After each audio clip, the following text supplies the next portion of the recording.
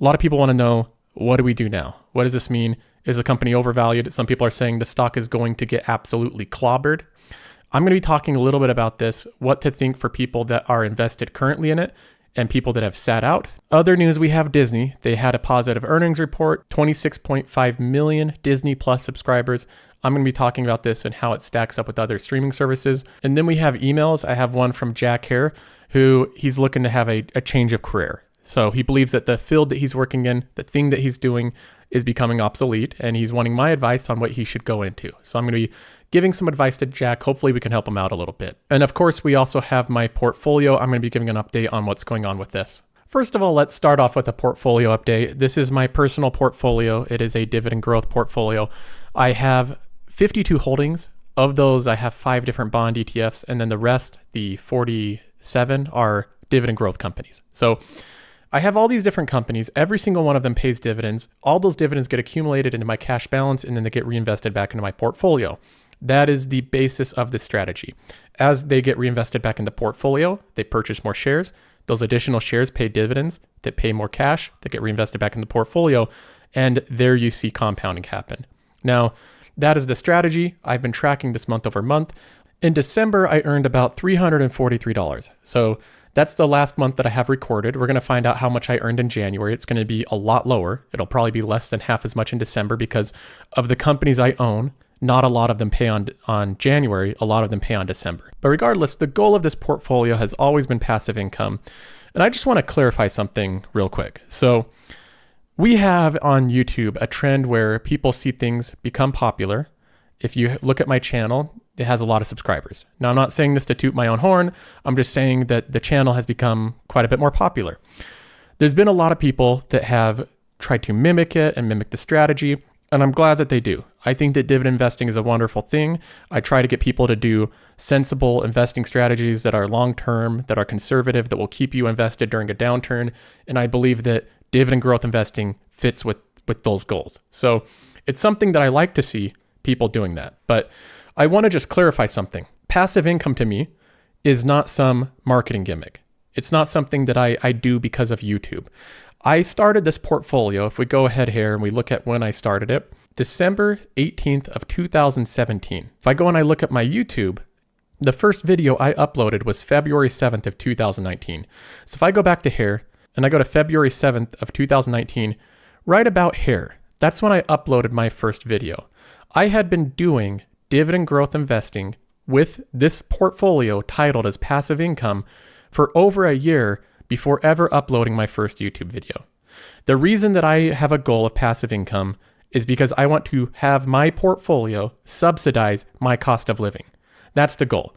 It's not some marketing gimmick. It's not some YouTube thing that I'm doing as a side thing to show you how I would invest if I were to really do this, but I really have other investment accounts elsewhere that I do other strategies. No, this is my main goal. This is the reason that I started the portfolio. None of this is a gimmick to me. This $75,000 invested in it, that's a lot of money to me. That is my biggest investment account by far. In fact, I only have one other investment account, and that is my Roth IRA that has $7,000 in it. So there's no hidden Vanguard account where I have millions of dollars in it, and then this is just some side thing that I'm doing. So I want to make sure people know that this strategy is something that I do because it's my chosen strategy. It's something that I really believe in. So I just wanted to be clear about that. I'm not doing this portfolio as a way to garner clicks, to appease you guys. I love you guys, but I'm not basing my investments and the things that I'm doing based off of what I think will enable me to have the biggest audience. So that's never been the goal of it. And honestly, if that was the goal, I don't think one of the most boring investment strategies that exist, which is dividend growth investing, is the way to do that. If you look at the companies that I own, I can go to some like here. Costco is an example of one of the companies I talk about the most. And Costco is quite literally one of the most boring companies that exists. It never makes the news. Nothing ever happens with this company. That's the reason that I like it as an investment. I think it is an amazing company that I love owning.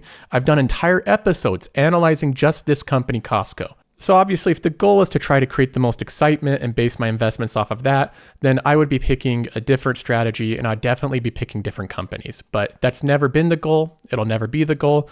The goal that I have is pretty simple. I want to make the most money in passive income over a long time period.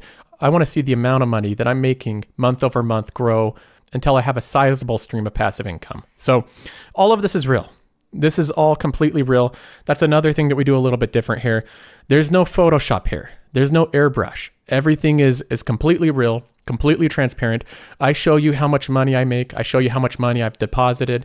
I look at every single holding I have. When I'm in the red, I have tweets showing days that I'm down $800, $900 for the day, or days that I'm in the green. So as you follow this, I'm going to continue to show the good and bad of the portfolio, whether we go into a recession and the portfolio goes down a lot, or whether we continue with this bull market. So either way, you're just going to see how this thing turns out. But regardless, I thought that would be an important thing to clarify. Okay, so enough of that tangent. Let's actually go into the portfolio and how it's performing. We've been floating around the same number, right around 10,000. I think it was up at 11,000 at one point. Again, the market gains, they come and they go. Difficult to get a solid read on that. All I know is the dividends are happening. The dividends are coming in pretty steadily. If I look at the graph here, you can see the latest data that I have is the $343 that I earned in December. January will be substantially lower. So it'll be somewhere down here. It'll be a very low month. The companies that I own, less of them pay out in January. But regardless, the trend here, I want to get it to where I'm earning above $400 by the end of 2020. That's the goal. That's what I want to have happen with this portfolio.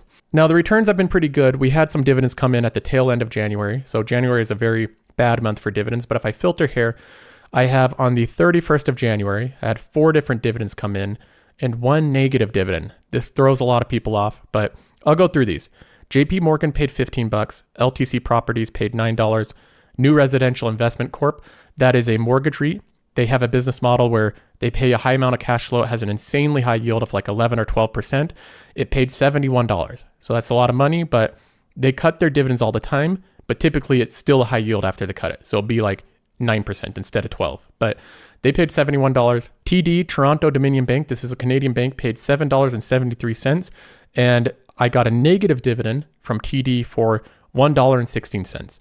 All this means is that I got taxed from Canada. So I paid $1.16 in taxes to Canada. That is the price I have to pay because the treaty that the US has with Canada is when we're paid a dividend, we pay 15% right as we're paid the dividend.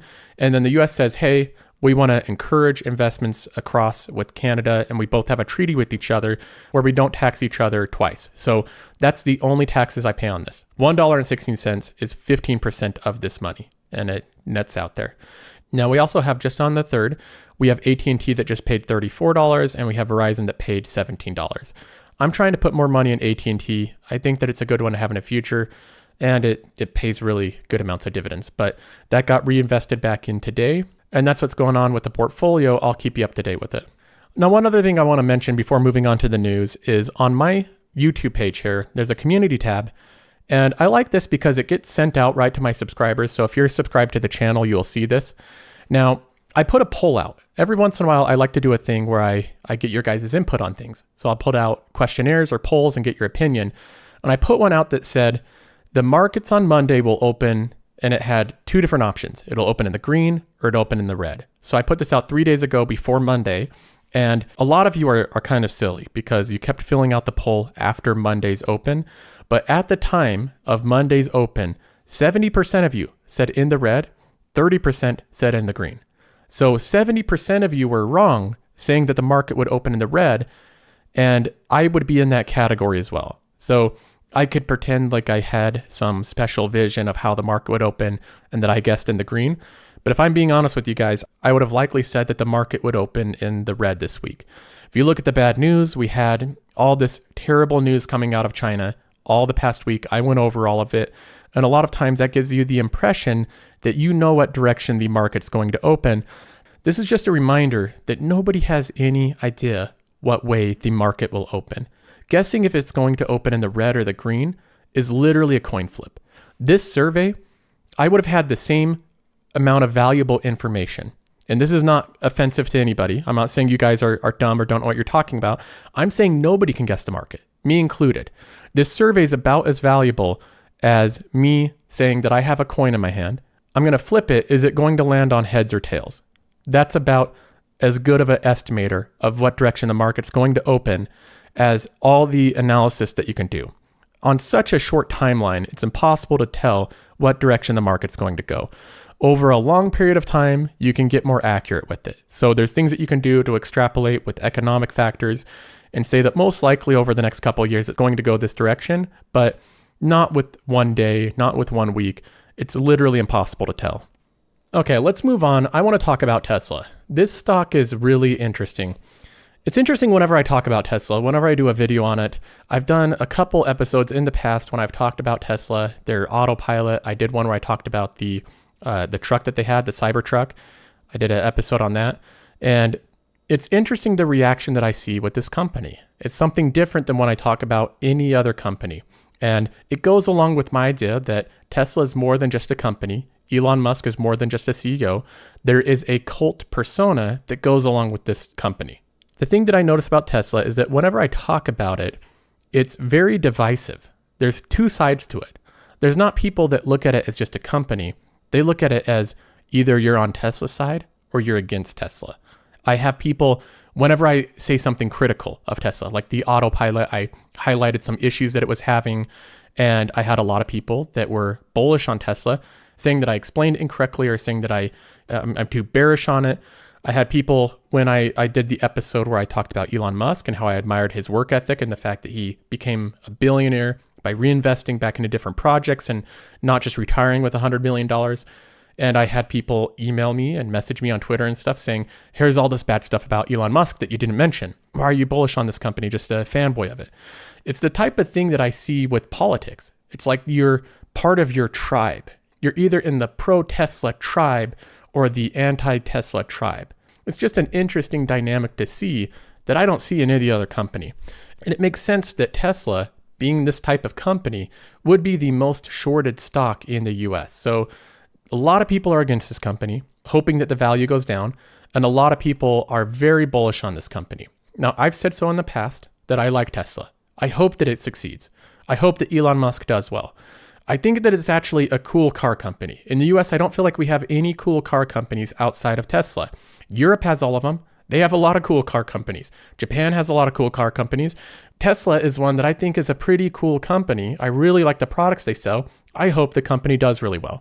So when I see the stock go up, even though I'm not a shareholder of it, it's something that I'm not upset about. I'm excited that the company's getting support, and I hope that it continues to do well in the future. Now, having said that, we're looking at this graph here. This is the last 5 years of Tesla. It was pretty flat until just previously. It's gone up quite a bit since then.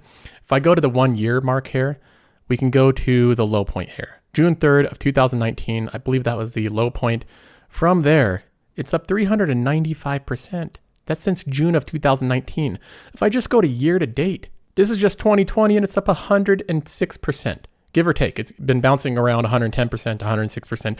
It's up over 100% in just year to date. So this stock is going up like crazy. Now, anytime that this happens, there's a lot of different thoughts. You have people that are saying this stock is going to get clobbered. It's gone up too much. Why is it going up so much? It needs to come back down.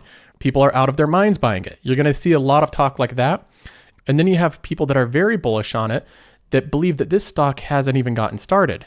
This is Ron Barron. He's a billionaire who has been bullish on Tesla for a long time, and he still remains heavily bullish on Tesla even after it's run up.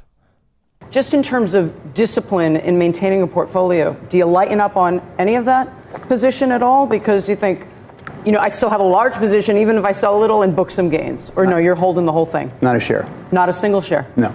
And in fact, one of the portfolio managers was speaking to me yesterday, and he said, Ron, shouldn't we sell a little bit? I said, I'm not selling anything. This is the very beginning of when Teslas get started. Ron, so here's the question. I'm hoping we get more assets so we can buy more stock. So she asks him, look, you made all this money. It went up 87% in just a month. Don't you want to take some of those gains? Isn't that the thing that you do as an investor? You buy something, it goes up in value, and then you sell when you take gains? And he goes, no, not even a share. I don't even want to sell a single share of it. Not only that, I wish I had more assets so I could buy more. At the current trading price, he wishes he could buy more. That's somebody that believes in the company Tesla. That's somebody that's not a day trader. He's not looking to make a quick buck. He wants to have ownership as much as he can in a company that he thinks is going to grow and be the future. He thinks that this company is going to be successful. Now, while the Tesla bulls are off celebrating right now, I imagine them just dancing like Elon at the beginning of this episode. That's how I imagine most Tesla bulls right now, people that have bought the stock. That's what I That's what I just envision them doing currently. But at the same time, we have the group of Tesla bears, people that are short on the stock, people that don't like the stock. They're not so thrilled about the latest events with Tesla. One of them, Matt Malley, says, Tesla has gone parabolic. This is taking Tesla well above a level that would be supported by its current fundamentals. The stock is going to get absolutely clobbered at some point before long. So this is the theme that you'll see with people that are critics of the current price of the stock.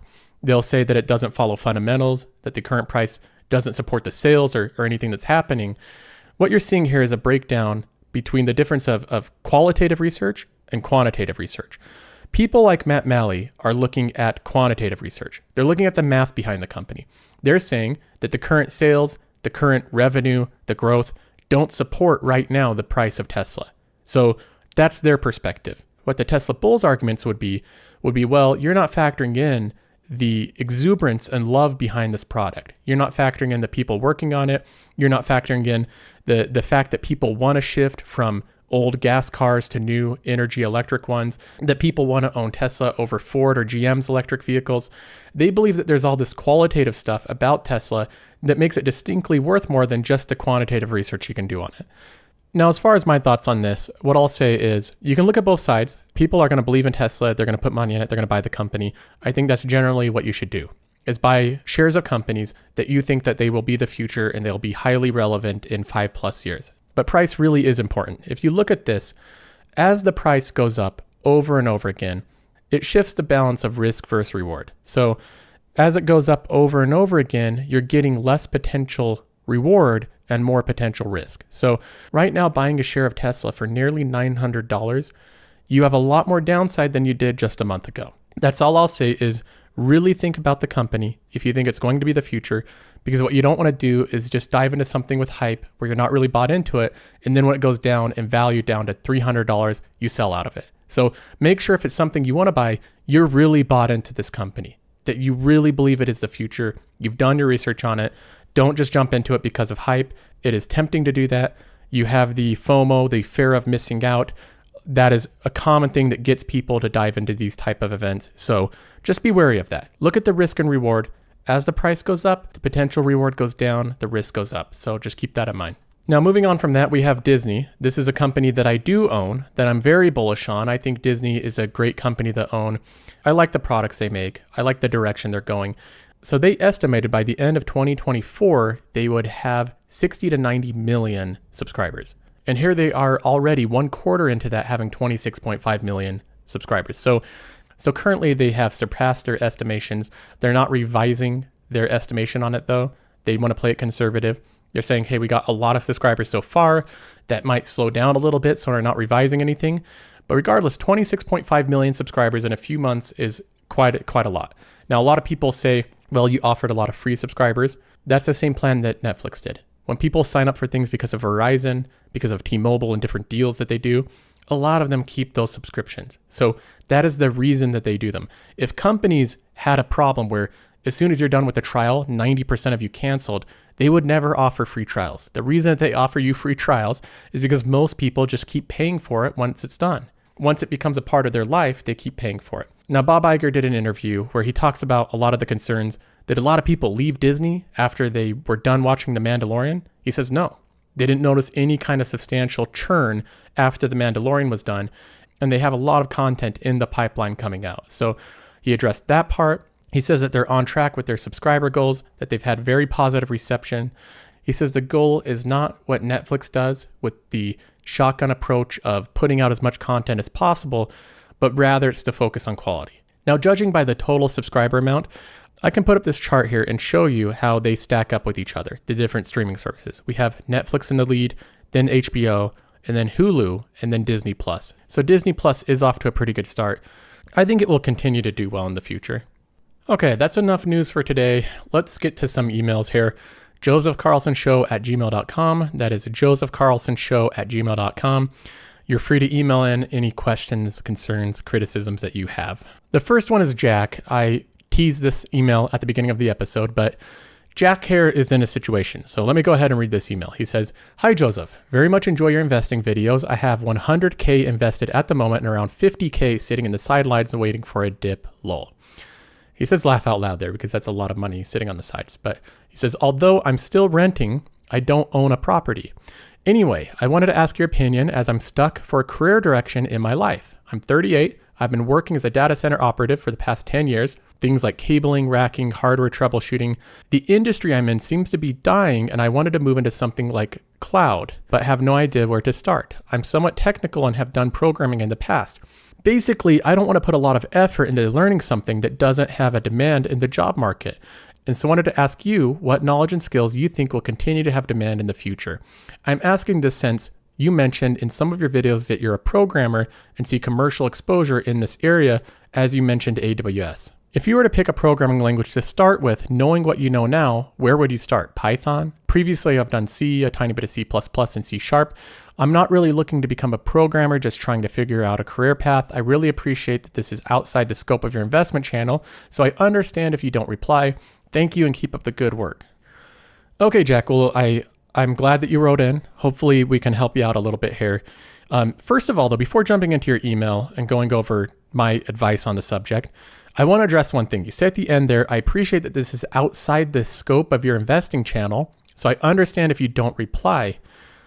Don't worry about scope of investing channel or if your questions fit nicely into some arbitrary mold of investing. As far as scope is concerned, this is the Joseph Carlson show. My scope is whatever I'm interested in talking about. So that's the scope of the show. I had one part of one episode where I talked about the ending of Game of Thrones and how I thought it should have ended. So that should give you an idea of what the scope of the channel is. But this is something I'm interested in, helping you find a good career path to move into. Now, the first thing, Jack, when I read through your email and I look at the question here, you're 38 years old. You believe that a data center operative doing things like cabling, racking, hardware troubleshooting, you believe that that's an industry that's going away, becoming obsolete, and you're wanting to shift into something else.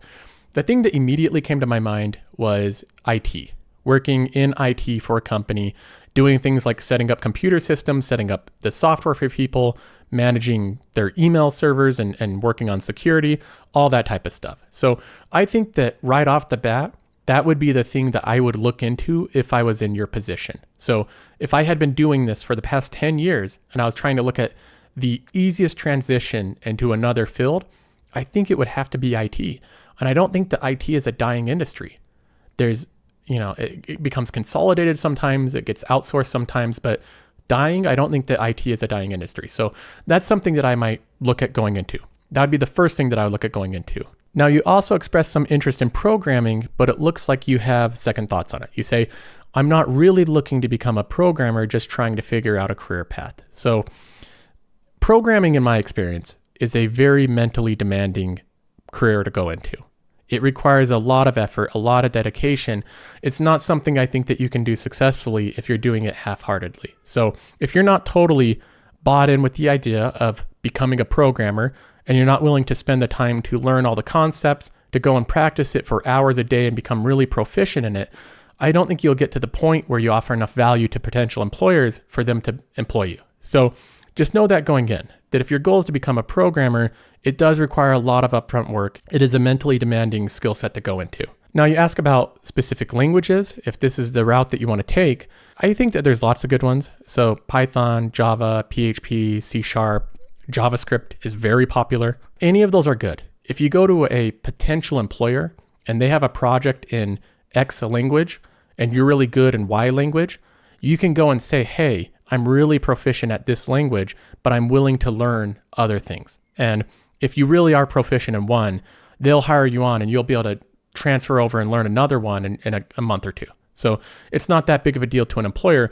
They're going to be looking if you really have aptitude and drive to learn new things. So that's going to be probably what's most important to employers.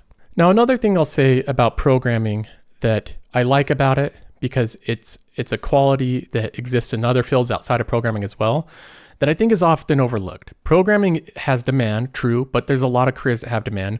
I look for something that's scalable, meaning the amount of pay that you get isn't directly tied to the amount of time you spend working. That's scalability in a workplace. So programming is an example of that, because you can write a piece of software and either 2 people can use it or 2 million. You can have any amount of people use it. So if you go to a company and you write a piece of software that company uses, all of a sudden, you as one employee can have created something that have saved thousands of people at the company a lot of time and a lot of money. And what that does is create enormous value for you at that company. And likewise, you can create your own software that can scale and get on new users and become really valuable. That is scalability. Programming has that built in. When you're a data center operative, when you work in IT, usually your pay is directly tied to the amount of time you spend doing something. Scalability is something to look for when you're looking at career paths. Is the work you're doing tied directly to the amount of time that you spend doing it? Whatever career you're looking at, try to find something that it's scalable in some way, that the amount of money you make isn't always tied directly to the amount of time you spend doing it. And another thing I'll mention, and this isn't just for you, Jack, this is for everybody. This is just some general advice here. The last thing I'll say on this whole job thing is you should look at your job as you're going to college, but you're being paid to be there. You should be learning something as you're there. You should be improving your skill set, improving your value. Your job is an amazing way to get an education and be paid at the same time. It's an incredible opportunity to do that. If you go to work and you're only earning money and you're not improving your skill set at all, I think that you're making a mistake. Every single year that you're at your job, you should be more marketable, more employable. You should be more valuable. Your resume should be constantly being improved and padded and having new things on it, new skill sets on it. If that's not happening, I see some people get in this trap where they're working at the same job year after year. They've been pigeonholed into some task that they have no way of learning anything new there. They're not improving their resume. They're there just for the paycheck. They might not make as much somewhere else, so they just continue to stay there. Changing jobs is scary, so they continue to stay there. And I view it like a muscle that is never exercised, a muscle that's just never moved. After a while, it will atrophy. And that's what's happening with your employability. That's what's happening with your skill set. So don't let yourself get into those situations where you're just stuck in one position and you're not improving your ability to earn more money later on. If you are in one of those situations, try to shift yourself out of it. Try to shift yourself into a position where you'll have greater personal growth potential, even if it was a little bit lower paying. That's the situation that I've been in before. I always go to positions where I come out and I feel like I am more valuable in the marketplace than when I entered that company. And if I enter into a position where it's not going that direction, it's not helping me out, it's just a paycheck, I've left companies in those positions. So that has happened before where I've shifted out of companies because of the lack of personal growth potential into places where I really feel like I increase my value. And that has been, I think, a good decision. Okay, that was a long question. I'll do a short one now. This is from Alter. He says, I find it interesting that your dad was a rental property investor. Did you decide to get more involved in dividends because you saw that rentals take a lot of work? That is a pretty solid guess, Alter. So I think you're mostly correct on that. I got firsthand exposure to seeing the amount of work that rental properties take. Now, I know that not every single situation is the same. I'm not trying to downplay rental properties by any means. I think that they're an incredible investment. I saw what they did with my parents and the amount of wealth that they generated. But if you own older rentals that you don't have a management company taking care of them, they take a lot of work. They're constant work. You have renters that you're dealing with. Renters are people. Anytime that you have to deal with people, that's work. In any situation, when you're dealing with people, there's work involved. And you have renters to deal with. Most of them are fantastic, but every once in a while you get a renter that is really difficult. They either don't pay you some months or they just damage the place and they don't want to pay for it. There's all sorts of issues that you have. So you have issues like that. You have things that randomly break in the apartments. So drains get clogged, toilets leak. People don't report issues until it's already become a bigger thing and it causes more damage. You have all sorts of random things happen. In fact, just like a month or two ago, we had people living in our storage unit. So one of the rental apartments that my dad owns also has storage units, and there was a couple living in it. They rented it out for the cheap price, and then they used it as a place to just live while they did drugs. So they were druggies, they needed a place to go, and they're living in our storage unit, and then they stole electricity from a nearby outlet for those storage units. So this is a place that's not even made or approved to be live in, right? It's not even legal to live in it. So we, of course, had to kick them out and give them time to move out. They had nowhere to go. We had to tell them that they have to get out in a day or two, or we're going to call the police and get them involved. And there's just events like that happens. That doesn't happen all the time. That's a very rare event, but stuff like that happens with rentals. It never happens with dividend portfolios. I've never had druggies living in a storage unit owning a dividend portfolio. That doesn't come with it. I've never had a leaky faucet. I've never had a clogged drain. I've never had tenants calling me at night complaining about something. None of that happens when you own a dividend portfolio. So there are two different ways of investing. I think that both of them lead to great returns. One of them does require more work than the other. Now, having said that, I don't want to paint the picture that rentals are these, unbearable things that you can't do. So you can do them. Most people can handle rentals. The work is just mostly dealing with people, different complaints. Once in a while, you might have something really difficult to deal with, but the returns are also really good with rentals. So anytime that you own real estate, over time, it usually does really well. And it served my family really, really well. So I don't want to downplay it. There's also the factors of the places that we own are pretty old, so they require a lot more upkeep. If you buy a new rental and you screen for people really well, you'll likely have a lot less work to do. And there's always the option, if you have it paid off, to hire a management company, and then it's far more passive. The management company will deal with most of it.